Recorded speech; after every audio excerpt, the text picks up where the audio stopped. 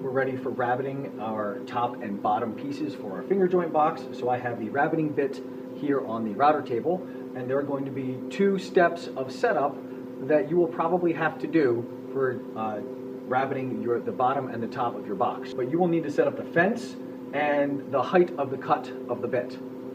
All right, the first thing you're going to want to set up is the height of the cut of the bit, and to do that you're going to use our depth gauge, and you never want to make a cut deeper than 3/16 of an inch, so that's this one, into the wood. We have found that that's a bad idea. For the pine that we're using, it chips and cracks and sometimes gets grabbed, and then you might end up with what's called kickback, where the blade grabs your wood if you're trying to cut too much at once and then throws it backwards. It kicks it back at you, and we don't want to deal with that. So cutting 3/16 of an inch or less with the rabbeting bit. Now this is currently set up to be cutting almost nothing, so we're going to have to raise this up to 3/16 of an inch. For this router table, we have to open up the cabinet and reach inside and unlock, and then turn the screw to raise it up. Now there's another kind, same box but different router inside, and let's take up a closer look. So this type has a lock right here, then you need to undo the lock and then turn the handle to raise up the bit. And you're going to be doing that with one hand, while with the other hand you're going to hold the depth gauge to see how high the bit is. On this type, the locking mechanism is in the back, and you have to pop that off. But now, for this one, you turn the entire router, and turning the entire router is what raises the bit up above the tabletop. It doesn't have a separate screw handle to spin, it's the entire router. So, depending on which router you get, and we have some of this kind and some of that kind. So, for here, unlock, turn the handle, and then when it reaches the correct depth, you relock it. And I'll give you a close-up of setting that up there, because looking at the top is the trickier part. So let's take a look at the top here. So we're going to hold this across where the bit is, and we want the feet sitting on the table and the feet on the other side also sitting on the table. And we're going to turn this, here we go, we're going to turn the bit so that the blade will come up at the right height, which is our 3/16 of an inch. And I'm going to turn the handle underneath to raise this up, so you can see it raising out of the tabletop there.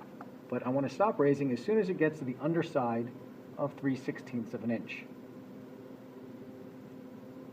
If I raise it too much, I'm going to end up raising, and I don't know if you can see that, but I raised the front foot off the tabletop, and that's too high. And then I can seesaw this across the bit, and I don't want to do that. That's too high.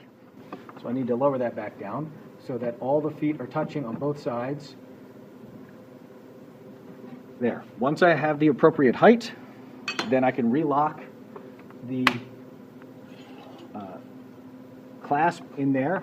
One more check to make sure that relocking the clasp didn't bump anything. It's still good. I can close the cabinet, and now it's time to set up the fence. And we're going to set up the fence relative to the bearing that's on top of the bit. We're going to have our wood, and our wood is going to go across the front side of the bearing. And what we don't want is accidentally to catch the tip of this guy, because if that happens, the blade will kick the wood back to our right, and we don't want to do that. So we're going to set up the fence by bringing it forward and getting a straight edge, and putting a straight edge across the bearing, and bringing the fence forward until it lines up with the bearing. So now I have my straight edge with the fence on this side, the bearing in the middle, and the fence on that side.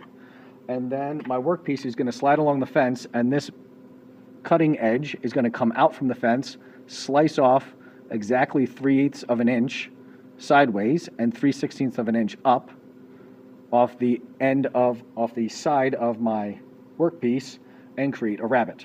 Now, in order to keep this fence here, I need to clamp it down. This router table is old and doesn't have the built-in clamps anymore, so we get to use these clamps, and we just put them on the side. We put them on the side and clamp them down,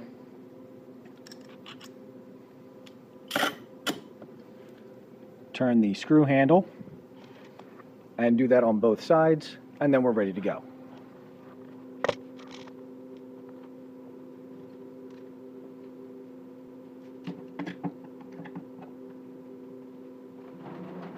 All right, I have my depth set, and I have the fence set with the bearing here.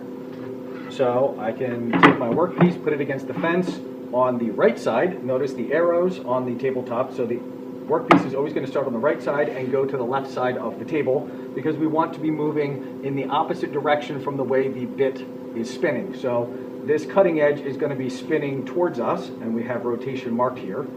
So we want to be moving into the cutting edge. Next step, safety goggles, and then we can plug in our router table.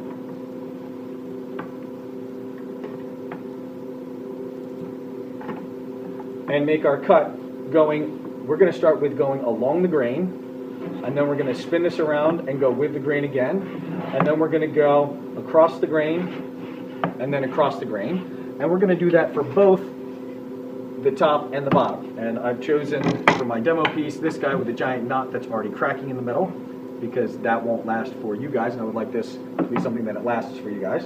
So cut all the way around to both of them at 3/16 of an inch.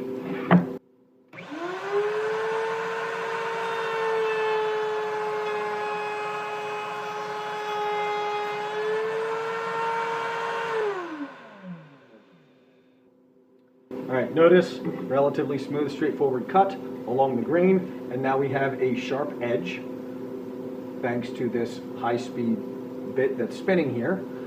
One thing I forgot to mention is that notice the red ring here. You want to keep your fingers well away from this, because it will keep spinning right through your finger if you let it. So don't let it by keeping your fingers far away. So notice I have here, and I'm pushing it with my hands on this side here, and none of my fingers are in that red circle. So we're going to go again and make all the rest of these cuts. They're all the same going from this side to that side.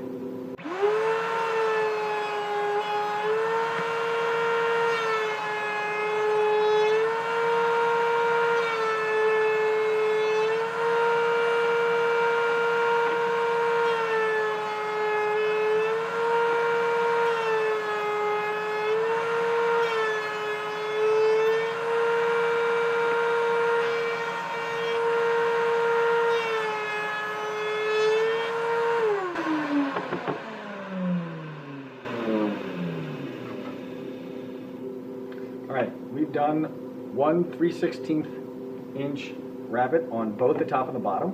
Now for the top, we're going to set that to the side, because the top of the top we're going to cut with some fancy molding shape.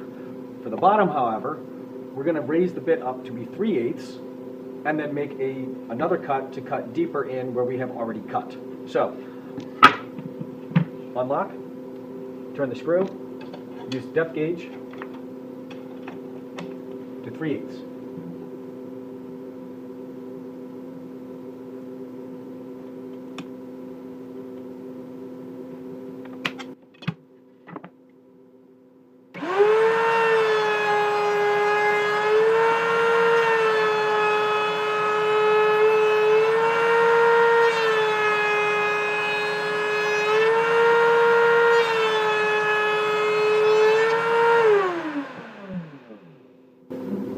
Now the bottom has been cut with its 3/8 inch rabbet, and it's ready to receive the sides of the box that you previously cut out with the finger joints on the scroll saw, or by hand if you prefer that. And now with this guy we can clean it off, do a little bit of sanding. It's the bottom, so nobody's really going to see it, because that's going to be the inside and that's the bottom of the bottom. So a little bit of light sanding, and we can glue down the sides and the sides to each other and the sides to this all at once and clamp them together.